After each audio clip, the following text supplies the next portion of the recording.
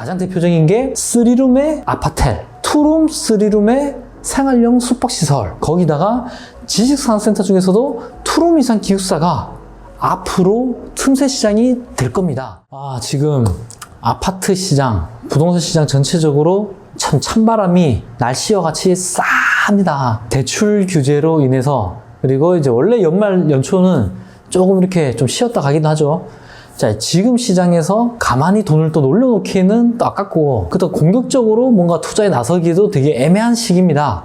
자, 이런 시기에 1주택자들 특히, 또는 일부 무주택자들은 아파트 내 집 마련을 포기를 하고 오피스텔이나 지식산업센터나 생숙 같은 상업용 부동산에 관심을 가지고 있어요. 실제 저희 상담을 오면 이러한 갈등 속에서 어떤 게 좀 더 현명한지에 대한 이제 의문을 저희한테 던지죠. 거기에 대한 제가 시원한 좀 해답을 말씀을 드리겠습니다. 자, 이제 먼저 이것부터 얘기합시다. 아파트와 상업용 부동산 투자에 있어서 얘네들의 그 본질의 가치를 한번 알아봅시다. 주거용 부동산, 아파트는 본질이 뭔가요? 주거죠. 실거주, 살려고 이 아파트를 사게 되는 거예요. 그러다 보니까 아파트는 공급하는데 오래 걸리고 규모도 크고 이 단지를 구성을 해야 하기 때문에 돈도 많이 들어가고, 그러다 보니 상대적으로 지금 같은 공급 부족 시기에는 경쟁 아파트, 위협되는 공급량이 되게 제한적입니다. 그러기에 누가 봐도 지금은 아파트 시장은 계속 우상향으로 오를 수밖에 없는 거죠. 반면 상업용 부동산은 뭔가요? 상업용 부동산은 해도 그만, 안 해도 그만입니다. 결국은 돈을 벌고자 하기 위해서, 또는 경제적 활동을 위해서 써야 되는 게 상업용 부동산이죠. 여기서 장사를 하거나 사업을 하거나 또는 임대 수익을 목적으로 하는 거지, 그냥 있어도 그만, 없어도 그만. 그러다 보니 수요도 확 줄 수도 있는 거고 공급도 또 확 늘 수도 있어요. 왜냐? 아파트는 아까 기본적으로 6년, 7년씩 걸리고 단지가 최소 뭐 200~300세대 이상은 들어오다 보니 큰 면적이 필요한 겁니다. 하지만 상업용 부동산, 예를 들어서 오피스텔만 해도 그냥 여기 인근에 뭐 5,000평만 있어도 엄청난 세대를 지을 수가 있습니다. 예, 그리고 지식산업센터 같은 경우도 일반적인 상업용 부동산보다는 제한적이라고 하지만 그래도 수요 자체가 워낙 주거용 부동산 대비 부족하기 때문에 조금만 공급이 많이 나와도 바로 공실의 리스크를 직면하는 게 또 상업용 부동산입니다. 자, 그러다 보니 지금까지는 우리나라에서는 아파트 투자는 불패라는 공식이 성립을 했었죠. 그리고 지금도 앞으로도 이 공식은 유효하다고 생각을 해요.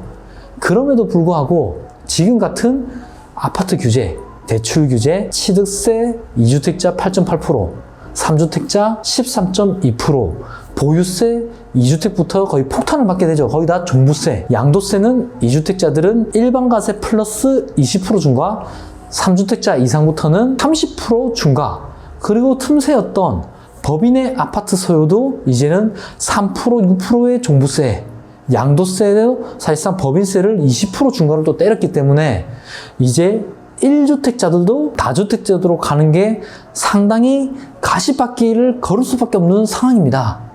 그래서 대출 규제가 덜하고 세금 부분에서도 조금 중과가 없는 상업용 부동산으로 이 투자자들이 지금 많이 옮겨가고 있는 상황입니다. 그 중에서도 상업용 부동산 중에서도 아파트로 또 대체가 되는 아이들이 있어요. 이런 애들이 지금 몸값이 천정부지로 지금 오르고 있습니다. 가장 대표적인 게 3룸의 아파텔, 2룸, 3룸의 생활형 숙박시설, 거기다가 지식산업센터 중에서도 2룸 이상 기숙사가 앞으로 틈새 시장이 될 겁니다. 자, 만약에 내가 무주택자다 또는 1주택자다 하면 그냥 아파트가 맞습니다. 뭐 1주택도 왜 아파트를 얘기하느냐, 중과 맞는다면서요. 하지만 지방으로 눈을 돌리면 또는 경기도 외곽 일부 지역들은 아직도 비규제 지역들이 있습니다. 그래서 2주택자로 갔을 때는 그래도 취득세 중과가 없고 양도세 부분도 아직은 일반 과세잖아요. 그렇기 때문에 무주택자, 1주택자들은 전세를 내버리지 할 수 있는 아파트로 들어갔을 때 소액으로 좀 기대되는 수익을 만들 수가 있습니다. 자, 그리고 나중에 팔 때라도 또 안 팔리는 거, 이거 매도는 정말 예술이거든요. 생각보다 매도 어렵습니다. 그렇기 때문에 초심자들은 아파트 투자를 하시기를 추천드립니다. 일부 레벨이 높은 1주택자뿐만 아니라 다주택자들은 이제는 상업용 부동산 보셔야 됩니다. 말씀드렸잖아. 내가 언제까지 적폐 소리만 들을 거예요. 그리고 이번에 봐봐. 공시가 1억 이하 아파트 투자했던 분들, 특히 뭐 3건 이상 몰빵하신 분들 전수조사 한다잖아요. 계속 괴롭힌다는 거예요. 자금 출처, 뭐 명의 신탁 계속 건들 건데 정부와 대립각을 해가지고 뭐 불안하게 사실 겁니까? 마음 편한 투자. 좀 더 이게 실생활에 그렇게 막 차질을 주거나 이 정신적으로 힘들지 않는 그런 투자가 롱런 할 수 있는 투자입니다. 그러려면 역세권에 오피스텔도 괜찮아요. 이게 이제 주택보다는 수익률이 낮지만 이러한 아이들도 이제 기해지는 시기가 옵니다. 수도권이 되든 지방광역시가 되든 핵심 지역의 집가는 계속 오를 수밖에 없죠. 기본적인 이러한 상황에서 주택이 부족할 때 주택 대체용 상업용 부동산이 가장 안전하고요. 두 번째는 이 금리가 아직까지도 그래도 버틸 수 있는 금리 수준입니다. 이때는 대출이 또 70%, 80%가 나오니 이 레버리지를 잘 활용하신다면 주거용 부동산 못지않는 실질적인 수익을 만들 수가 있습니다.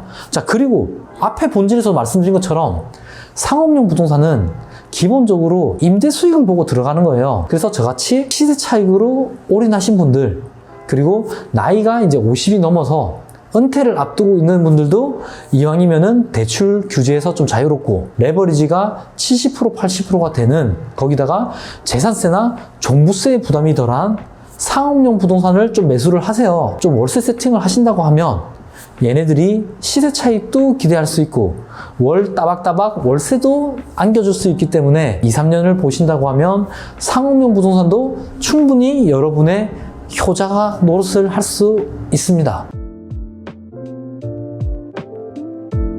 사실 이제 이렇게 제가 말씀을 드렸는데 저도 힘들었습니다. 왜냐면 아파트나 주거용 부동산은 좀 쉽잖아요. 네이버 부동산에 다 나오고 실제 부동산들도 다 보이고. 그런데 상업용 부동산은 뭐 네이버 부동산에도 찾기가 좀 쉽지가 않고 또 있어도 이거를 잘 모르시는 중개인들도 많으시고 어디서 내가 분양 정보라든지 공부를 해야 되는지 되게 좀 난감한 경우가 많습니다. 자, 그래서 저희가 뭐 이렇게 다주택자나 틈새로 수익형 부동산을 노리시는 분들에게 좀 필요한 영상으로 또 말씀을 드리고 좀 구체적인 거는 11월 27일 토요일 날 저희가 강남에서 불인이와 다주택자들을 나눠서 별도 클래스를 준비를 했습니다. 자, 이거 만약에 코로나 때문에 많이 모집은 못하지만 빨리 정원 마감이 된다면 저희가 온라인 강의를 만들어서 멤버십 분들에게는 이제 무료로, 그리고 좀 필요하신 분들에게 좀 제대로 좀 알려드릴 수 있게 클래스를 준비하겠습니다.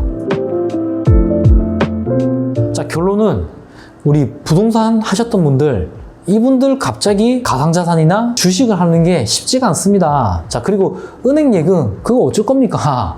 그렇기 때문에 그냥 내 돈 썩히지 마시고 이제는 상업용 부동산 통해서 수익과 시세 차익을 동시에 좀 만들 수 있게 세팅을 하시기를 바랍니다. 자, 그리고 아직도 내 집 마련을 하지 못한 또는 똘똘한 한 채를 만드지 못한 분들은 상업용 부동산은 좀 뒤로 하고 너무 솔깃하게 하지 말고 여기는 언제든지 또 기회가 오기 때문에 지금이라도 내 집 마련을 아파트로 하시기를 바랍니다. 그리고 돈이 좀 부족하다고 하면 제가 말씀드린 썩빌이나 개발지에 있는 빌라도 이제는 괜찮다. 그리고 지방도 아파트 시장은 계속 우상향할 수밖에 없는 지금 상황이 있기 때문에 지방으로도 눈을 돌리시기를 바랍니다. 오늘도 영상 봐주셔서 감사합니다. 이 영상이 도움되셨다면 좋아요, 구독, 그리고 좋은 분들에게 공유 부탁드리겠습니다. 추운데 감기 조심하십시오. 행복하세요.